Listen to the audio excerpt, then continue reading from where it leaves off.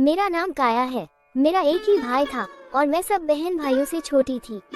मेरी 2 बहनें मुझसे बड़ी थी, जिनकी शादियां हो चुकी थी और अब भाई की शादी हो रही थी, जिसकी सबसे ज्यादा खुशी मुझे थी, क्योंकि जब से बहनों की शादी हुई थी मैं घर में अकेली रह गई थी और अब भाभी के आ जाने से मेरा दिल लग जाना था। यही सोच सोच कर मैं बहुत खुश थी। मैंने भाई की शादी के हर फंक्शन पर भाभी के साथ बैठकर फोटो खिंचवाई थी, लेकिन जो कुछ विदाई के बाद मेरी आंखों ने देखा, मुझे यकीन नहीं आ रहा था। भाभी दुल्हन बनी बरामदे में ही बैठी थी। जब सब मेहमान जा चुके थे, मुझे लगा माँ कहेगी तुम अपनी भाभी को इसके कमरे में छोड़ आओ, लेकिन माँ ने मुझसे ऐसा कुछ नहीं कहा, बल्कि मेरे बाबा ने भाई को अपने कमरे में बुलाया। मेरा भाई जो अपनी खूबसूरत सी दुल्हन देखकर मुस्कुरा रहा था, बाबा के बुलाने पर खामोशी से उनके कमरे में चला गया। मैं भाभी के पास ही बैठकर बातें करने लगी। वो भी बहुत अच्छी मिजाज की लग रही थी। मुझसे मेरी पढ़ाई के बारे में सवाल और जवाब करने लगी। मैं उस वक्त 12वीं क्लास में पढ़ रही थी।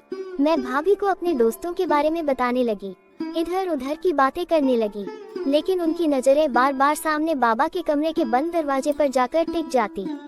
माँ भी अपने कमरे में जाकर सो गई थी। बस मैं ही भाभी के पास बैठी थी। मुझे ये बात भी समझ नहीं आई कि माँ इतनी जल्दी क्यों सोने चली गई थी। हालांकि माँ शादी पर बहुत खुश थी, लेकिन जब से विदा होकर भाभी घर आई थी, उनका मूड मुझे बहुत खराब लग रहा था। इसलिए आते ही मुंह फुलाए अपने कमरे में चली गई। मुझे समझ नहीं आ रहा था कि माँ को घर आते ही हुआ क्या है। भाभी भी कुछ चुप चुप सी थी। मेरी शादीशुदा बहनें भी खराब मूड के साथ हॉल से ही वापस लौट गई थी। घर भी नहीं आई थी कि दुल्हन का अच्छे से स्वागत किया जाता। आधे घंटे बाद सामने कमरे का दरवाजा खुला। भाई बड़े गुमसुम से कमरे से बाहर आए थे और मुझे भाभी के पास बैठे देखकर कहने लगे, तुम सोने नहीं गई? अपने कमरे में जाओ, जाकर अपने कमरे में सो जाओ। मुझे भाई की बात पर बड़ी हैरानी हुई कि वो कैसे रूखे से लहजे में बात कर रहे हैं, लेकिन उसके बाद जो बात भाई ने भाभी से कही वो सुनकर मुझे हैरत का झटका लगा। भाई कहने लगे, नायरा तुम बाबा के कमरे में जाओ, वो तुम्हें बुला रहे हैं। मैं जो अपने कमरे की तरफ जा रही थी, मेरे कदम वहीं रुक गए। मैंने तभी पलट कर देखा, भाभी भी भाई को हैरत से देख रही थी कि वो उनसे क्या कह रहे हैं। अपनी शादी की पहली रात भला कौन सी दुल्हन यूं सजी संवरी ससुर के कमरे में जाती है। एक बात और कि मेरी माँ और बाबा अलग अलग कमरों में सोते थे। इससे पहले कि मैं देखती कि भाभी क्या जवाब देती है, भाई ने मुझे अपने कमरे में भेज दिया। मैंने अपने कमरे में आकर दरवाजा बंद कर लिया, लेकिन मैं इतनी भी छोटी नहीं थी कि इन बातों को समझ ना सकती। मैं कमरे में आ तो गई थी, लेकिन मेरा पूरा ध्यान बाहर था। मैं पहले तो अपने बेड पर बैठ गई कि आखिर बाबा ने भाभी को अपने कमरे में क्यों बुलाया है। मैं कुछ देर तो अपने कमरे में बेचैन सी रही, लेकिन उसके बाद मैंने अपने कपड़े चेंज करके अपने कमरे का दरवाजा जरा सा खोला। जो कुछ मुझे अपने सामने नजर आया तो वो मुझे उलझन में डाल गया था। भाई बाहर नहीं थे और भाभी बाबा के कमरे से निकली थी और बेइंतहा रो रही थी। तकरीबन 2 घंटे बाद मैंने अपने कमरे से झांक कर देखा तो रोते हुए भाभी अपने कमरे में चली गई। ना जाने क्यों, लेकिन मेरा दिल बुझ गया था। मेरी भाभी खूबसूरत होने के साथ साथ मासूम सी भी थी। पता नहीं क्या वजह थी, क्यों रो रही थी, ना जाने क्यों, लेकिन मुझे रात भर चैन से नींद नहीं आई थी। मुश्किल से सुबह 4 बजे के बाद मैं सोई। मेरी आंख तेज आवाजों से खुली थी। मैं हड़बड़ा कर उठ बैठी। मुझे लगा माँ किसी पर चिल्ला रही है। मैं हैरान थी कि सुबह सुबह माँ क्यों चीख रही है। मैंने झट से चादर उतारकर साइड में रखी और तेजी से कमरे से बाहर निकली, लेकिन सामने का मंजर देखकर दंग सी रह गई। माँ मेरी नई नवेली भाभी पर चिल्ला रही थी, कह रही थी कि मुझे जुबान चलाने वाली औरतें बिल्कुल पसंद नहीं है। खबरदार, जो तुमने आज के बाद मुझे किसी बात का जवाब दिया, जाओ जाकर किचन में नाश्ता बनाओ। मैं अपनी माँ का ये रूप देखकर हैरान व परेशान थी। मेरी शादीशुदा दोनों बहनें भी अपने पतियों और बच्चों के साथ वहाँ मौजूद थी। मुझे बहुत ज्यादा हैरानी हो रही थी कि नई नवेली दुल्हन के साथ मेरी माँ ऐसा व्यवहार कैसे कर सकती है। मैं तेजी से आगे बढ़ी और माँ से कहा कि नाश्ते में बना देती हूँ। भाभी की अभी रात को ही तो शादी हुई है। लेकिन मेरी बात पर माँ गुस्से से उखड़ गई, कहने लगी, खबरदार, जो तुमने इस लड़की की तरफदारी की तो आज के बाद सारे घर का काम यही करेगी। मेरी भाभी गुमसुम सी किचन में चली गई। मेरी बहनें कहने लगी, माँ जी, हमारी तो हमारे ससुराल में नाक कट गई है कि इकलौता भाई जिसकी शादी इतने चाव से की, न तो उसके ससुराल वालों ने हमें सोने की कोई चीज पहनाई। ऊंची दुकान, फीका पकवान। मेरी बहन ने नफरत से कहा तो मैं अब समझी थी कि मेरी माँ बहनों का किस बात पर मुंह सूजा हुआ था, क्योंकि मेरी भाभी दहेज ज्यादा नहीं लाई थी। मुझे अपनी बहनों की सोच पर अफसोस हो रहा था। और फिर माँ भी शुरू हो गई। हाँ, मेरा एक ही बेटा था, कितने पैसे लगाए थे इसकी शादी पर। मुझे तो लगा था अमीर लोग हैं, गाड़ी तो जरूर दहेज में मिलेगी, लेकिन नहीं, ऐसे कंजूस लोग बस अपनी खूबसूरत बला खाली हाथ ही हमारे पल्ले बांध दी। मेरी भाभी उस वक्त आम से हुलिये में किचन में नाश्ता बना रही थी, कहीं से भी नई नवेली दुल्हन नहीं लग रही थी, और मेरी माँ बहनों को दहेज न मिलने का गम सताए जा रहा था। मेरा जी चाहा कि भाई के कमरे में जाऊं और उनसे कहूं कि अपनी माँ बहनों रवैया अपनी एक दिन की दुल्हन के साथ जाकर देख लो। जिन बहनों की ख्वाहिशों को पूरा करने के लिए तुमने खुद अपनी शादी देर से की। मेरा भाई सबसे बड़ा था और था भी घर वालों का बहुत ही आज्ञाकारी, इसलिए दोनों बहनों की शादी पर मेरे भाई ने बहुत दहेज दिया था। और जब उसकी अपनी शादी हुई थी तो उन्हें अपनी सोच के मुताबिक भी कुछ ना मिला था। भाई जब कमरे से बाहर निकले तो घबराए हुए थे। अपनी दुल्हन को किचन में काम करते देखकर भी वो कुछ नहीं बोले थे। माँ से बहुत डरते थे। मैं जानती थी कि मेरा भाई मेरी माँ का आज्ञाकारी बेटा था, इसलिए मैं जानती थी कि माँ की जैसी सोच है भाई की भी वैसी ही होगी। अभी मेरा यह अफसोस ही कम ना हुआ था कि बाबा जब अपने कमरे से बाहर निकले तो बहुत खुश नजर आ रहे थे। बाबा को देखकर मुझे याद आने लगा कि भाभी दुल्हन बने रात को बाबा के कमरे से रोती हुई बाहर निकली थी। मुझे लगा शायद बाबा ने भी कम दहेज मिलने पर ही भाभी को ताने मारे होंगे, लेकिन बात तो कुछ और ही थी। बाबा जब नाश्ते की मेज पर बैठे तो मेरी भाभी का मेरे बाबा को देखकर रंग उड़ सा गया। वो बहुत ज्यादा घबराई हुई थी। मैं भाभी के चेहरे के भाव देखकर हैरान थी और अपने बाबा के चेहरे की मुस्कुराहट देखकर मुझे अंदर ही अंदर बुरा लग रहा था। फिर तो सबका यही व्यवहार भाभी के साथ शुरू हो गया था। वो हर वक्त डरी डरी सी रहने लगी। सारा दिन वो काम करती रहती और रात को जब भाई घर आते तो बाबा के कमरे में चले जाते, और जब वो कमरे से बाहर निकलते तो भाभी को इशारा करते कि वो बाबा के कमरे में चली जाए। वो बेचारी परेशान हाल सी होकर बाबा के कमरे में जाती थी, लेकिन जब वो कमरे से वापस आती तो बुरी तरह से कांप रही होती, पसीने से तरबतर होती और रोते हुए अपने कमरे में चली जाती। फिर मुझे उनकी ऐसी आवाजें उनके कमरे से सुनाई देती जैसे वो उल्टियां कर रही हो। उनके चेहरे के भाव देखकर भी यही लगता कि जैसे वो कोई बहुत बुरा महसूस करके आए हैं। मुझे ये बात जिस शक में डालती, मेरा जमीर मुझे अंदर ही अंदर झकझोरने लगता। पूरा दिन मेरी माँ मेरी भाभी का जीना दूभर किए रखती और रात को वो 2-3 घंटे बाबा के कमरे में गुजार कर वापस आती थी और आते ही अपने कमरे में चली जाती और नहाकर वापस आती। मुझे इस बात की हैरानी थी कि बाबा उन्हें क्यों अपने कमरे में बुलाते हैं और भाई भाभी को क्यों इशारे से बाबा के कमरे में भेजते हैं, और मेरी माँ को भी कोई एतराज नहीं होता। एक बार मेरी भाभी किचन में बर्तन धो रही थी। मैं अपने कमरे में थी, लेकिन मुझे भाभी की फिक्र सताने लगी। उनकी आंखों में चमकते हर वक्त के आंसू मुझे बहुत दुख देते थे कि क्या दहेज ना देना औरत का इतना बड़ा ऐब है। मैंने घड़ी देखी तो रात का 1:30 बज रहा था। जानती थी कि सब सो चुके होंगे, इसलिए मैं किचन में चली गई ताकि भाभी की कुछ मदद कर दूं। लेकिन जो कुछ मैंने किचन में देखा, मैं दंग सी रह गई। मेरी भाभी के हाथ में मोबाइल था और वो किसी के साथ फोन पर बातें कर रही थी। वो मोबाइल शायद मेरे भाई का था। भाई इस वक्त सो चुके होते थे। हो सकता है कि वो चोरी छुपे से वो मोबाइल लेकर आती हो और अपने घर वालों से बातें करती हो। कौन हो सकता है वो जिससे मेरी भाभी बात कर रही थी? रो भी रही थी क्योंकि मेरी भाभी अपने चाचा के घर रहती थी। उनके माँ बाप की एक हादसे में मृत्यु हो गई थी और भाभी के चाचा ने रिश्ता तो भाभी का यही कहकर तय किया था कि वो उनकी सगी बेटी जैसी है, लेकिन शादी पर भाभी को कुछ भी नहीं दिया था, जिसकी वजह से मेरी माँ और बाकी घर वालों का व्यवहार उनके साथ बहुत बुरा था। फिर एक बार भाभी ने मुझे बताया था कि उनकी चाची उनके साथ बहुत बुरा व्यवहार करती थी, उन पर बहुत जुल्म करती थी। भाभी की चाची की अपनी 3 बेटियां थी, इसलिए वो भला उन्हें क्यों दहेज देते जो कुछ भी मेरी भाभी के बाबा का हिस्सा था। वो सब उनके चाचा अपने कब्जे में कर चुके थे। वो बेचारी तो वहाँ से भी जुल्म ही सहती आई थी, लेकिन वो इस वक्त किससे बात कर सकती थी, क्योंकि उनकी शादी के बाद उनके चाचा चाची ने तो पलट कर भी नहीं देखा था। कि वो किस हाल में है। फिर मुझे ये भी लग रहा था कि जिससे वो बात कर रही है वो कोई मर्द है। मेरी भाभी के साथ यहाँ भी कोई अच्छा सलूक नहीं हो रहा था। मेरा दिल उनके बारे में सोच सोच कर दुखता रहता था। लेकिन जो बात मुझे शक में डाल रही थी वो ये थी कि मेरी भाभी इस वक्त जिससे बात कर रही है वो कोई मर्द था।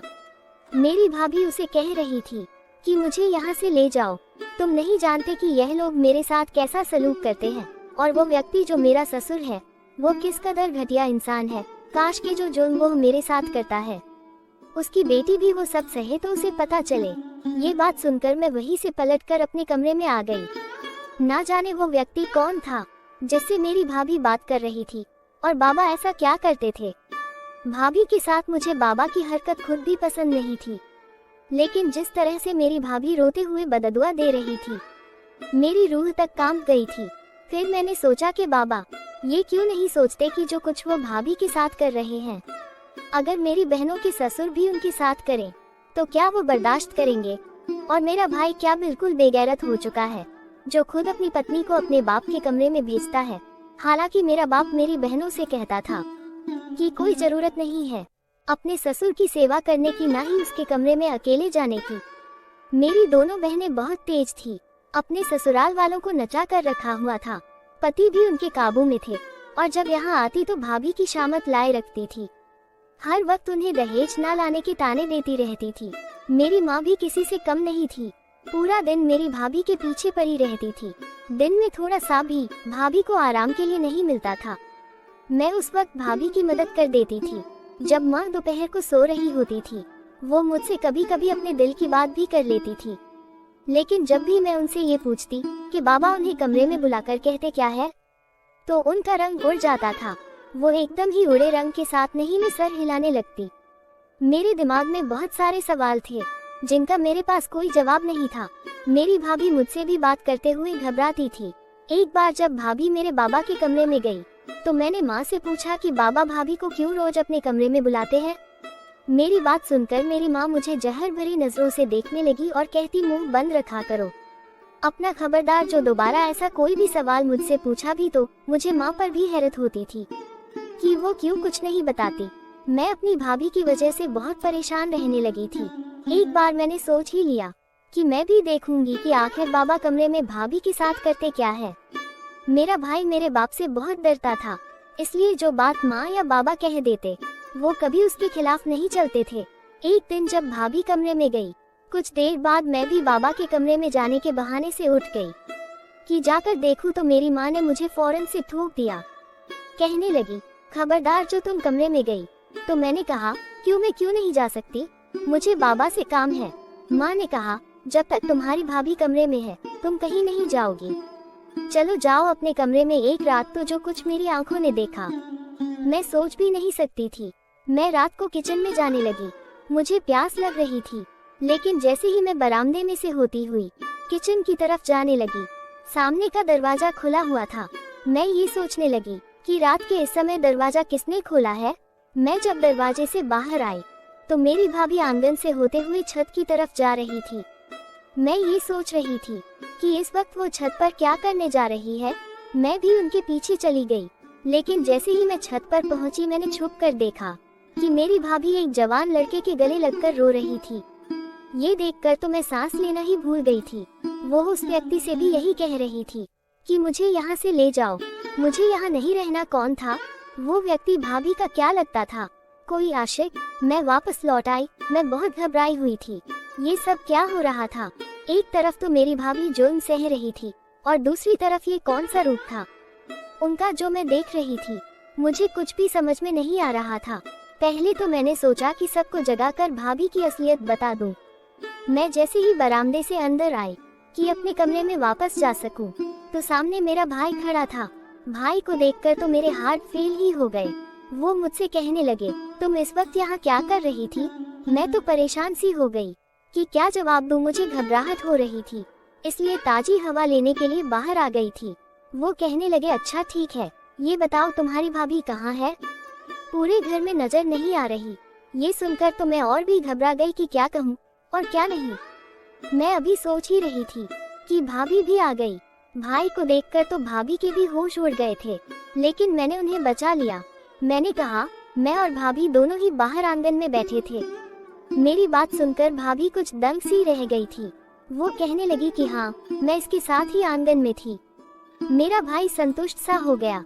उस वक्त तो मेरी भाभी अपने कमरे में चली गई, लेकिन अगले दिन मेरी भाभी मेरे कमरे में आकर मेरा धन्यवाद करने लगी कि मैंने उसे बचा लिया। मैंने कहा कोई बात नहीं। फिर मैंने उनसे पूछ ही लिया कि वो छत पर क्यों गई थी और जो व्यक्ति छत पर था वो कौन था। कहने लगी, वो मेरा भाई है जिसे चाचा ने बचपन में ही घर से निकाल दिया था ताकि वो बड़ा होकर कहीं अपना हिस्सा ही न मांग ले। मेरा भाई कहीं छोटी मोटी नौकरी करता था, इसलिए मेरी मदद नहीं कर सकता था, लेकिन अब वो खुद को सेट कर चुका है और बहुत जल्द मैं यहाँ से वापस चली जाऊंगी। मुझे भाभी की बात सुनकर हैरानी हो रही थी। मैंने कहा कि आपने पहले बताया नहीं कि आपका कोई भाई भी है। वो कहने लगी, मैं क्या बताती। इस घर में आते ही मुझ पर जुल्म और सितम शुरू हो गए थे। मुझे तो लगा था कि मेरी कठिनाइयाँ शादी के बाद खत्म हो जाएगी, लेकिन मेरे लिए तो हर जगह कठिनाइयाँ ही कठिनाइयाँ हैं। मैंने पूछा कि क्या आप मेरे भाई को छोड़ देंगी। कहने लगी, तुम्हारा भाई मेरे लिए बोलता ही नहीं है, कोई आवाज ही नहीं उठाता। मैं ऐसे इंसान के साथ क्या जिंदगी गुजारूं। उनकी बात तो सही थी। फिर कहने लगी, तुम्हारे बाबा भी अच्छे इंसान नहीं है, मैं वो सब नहीं कर सकती। मैंने कहा, बाबा आपसे क्या करवाते हैं। मेरी बात पर वो कहने लगी कि किसी दिन खुद जाकर देख लेना। मैंने भाभी से कहा कि आज मैं आपके कपड़े पहनकर बाबा के कमरे में जाऊंगी, आप मेरे कमरे में खुद को बंद कर लेना। वो मेरी बात मान गई। रात को भाभी के कपड़े पहनकर मैं उनके कमरे में चली गई, लेकिन मैंने घूंघट में अपना चेहरा छुपा लिया। मुझे देखकर मेरे बाबा यही समझे कि मैं भाभी हूँ। फिर मेरे बाबा ने कहा कि मैं काला जादू सीख रहा हूँ, इसलिए मुझे ये जिंदा मुर्गियाँ काट कर दो, मुझे इनका खून गिलास में डाल कर दो। ये सुनकर मेरे भी होश उड़ गए। मेरा बाप कौन सा काला जादू सीख रहा था। बाबा ने 3 जिंदा मुर्गियाँ निकालकर कहा कि इसे काट कर इसे गिलास में डालकर दो, वो मैं पीऊंगा। फिर वो बोले कि आज आखिरी जादू है, उसके बाद जो चाहो आत्माओं से करवा सकता हूँ। ये कहकर वो कुछ उल्टा सीधा पढ़ने लगे, लेकिन मैंने मुर्गियों के साथ ऐसा वैसा कुछ नहीं किया, क्योंकि मैं नहीं चाहती थी कि मेरा बाप कोई ऐसा काला जादू सीखे। शायद भाभी इसी वजह से घबराती थी, उल्टियाँ करती थी, नहाती थी। मुझे भी यह सब सोचकर धिक्कार की भावना आ रही थी। मैं ये काम कभी भी नहीं कर सकती थी। मैंने जब अपना दुपट्टा ऊपर किया तो बाबा देखकर दंग रह गए। मैंने कहा, मैं भाभी को अपने कमरे में जबरदस्ती बंद करके खुद जानबूझकर यहाँ आई थी ताकि आपको इस गलत खेल से रोक सकूं।